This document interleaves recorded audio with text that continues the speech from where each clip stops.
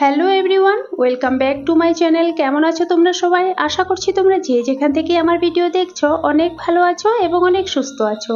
আর আমিও খুব ভালো আছি, বিন্দাস আছি। আজ আবারও এসে গেলাম একটা রেসিপি ভিডিও নিয়ে। তো আজ আমি কাঁকড়ার রেসিপি তোমাদের সাথে শেয়ার করব। তো এখানে দেখো কাঁকড়াগুলো কাটাই আছে, যে দাদা বিক্রি করছিল সেই দাদাই কেটে দিয়েছে, আমি শুধু ঘরে ধুয়ে পরিষ্কার করে নিয়েছি।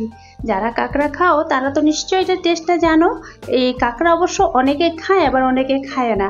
আমার তো ছেলে মেয়ে খায় না, আমি আর হাজব্যান্ড খাই। আমি তো ছোটবেলা থেকে খেয়ে এসেছি। কাঁকড়া বানানোর জন্য এখানে কাঁচা লঙ্কা নিয়েছি, রসুন নিয়েছি আর পেঁয়াজ নিয়েছি। অনেক বেশি মশলা প্রয়োজনও হয় না।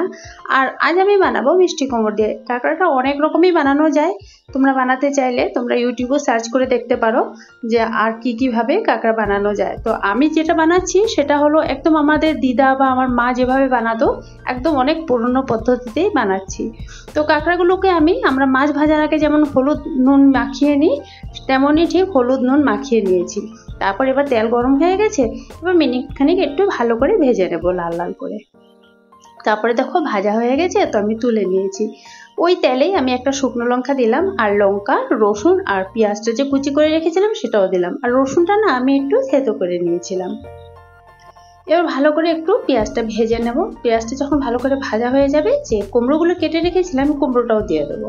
আমার দিদা কিন্তু সবসময় কুমড়ো দিয়ে বানাতো, আর খেতেও কিন্তু দারুণ লাগতো, খুব ভালো লাগতো। আর ওই টেস্টটাই আমার খুব ভালো লাগে। তো স্বাদ অনুযায়ী নুন দিয়ে দিলাম, পরিমাণ মতন হলুদের গুঁড়ো দিয়ে দেবো, আবারও একটু নাড়িয়ে ছাড়িয়ে দেবো। তারপর আমি এবার ঢেকে দিলাম। 2 থেকে 3 মিনিট ভালো করে ঢাকা দিয়ে, আমি গ্যাসের ফ্লেমটা একদম কম করে দিয়েছিলাম। এবার ঢাকাটা তুলে আবার ভালো করে একটু নাড়িয়ে দিচ্ছি। এবার যে কাঁকড়াগুলো ভেজে তুলে রেখেছিলাম সেগুলো আমি এখন এখানে দিয়ে দেব, দিয়ে আবারও একটু ভালো করে নাড়িয়ে নেব। আর এটা খেতে কিন্তু খুবই ভালো লাগে। মানে যারা খাওনি তারা যদি মার্কেটে কোনোদিন পেয়ে যাও তবে কিন্তু একবার ট্রাই করে দেখবে, খুব ভালো হয় খেতে।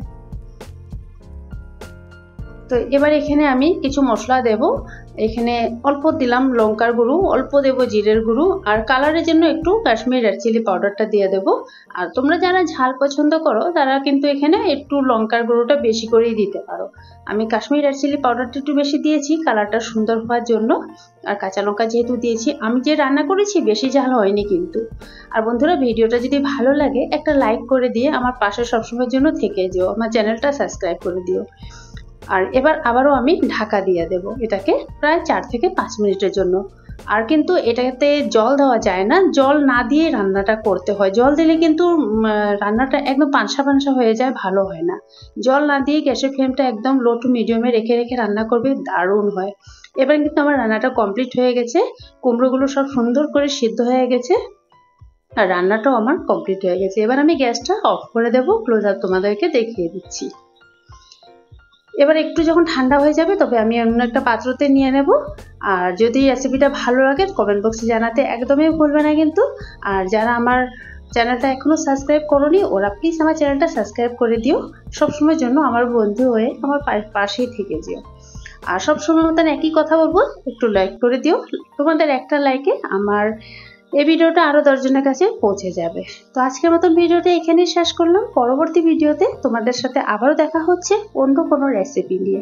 তো সবাই ভালো থেকো, সবাই সুস্থ থেকো। Tata bye bye and take care.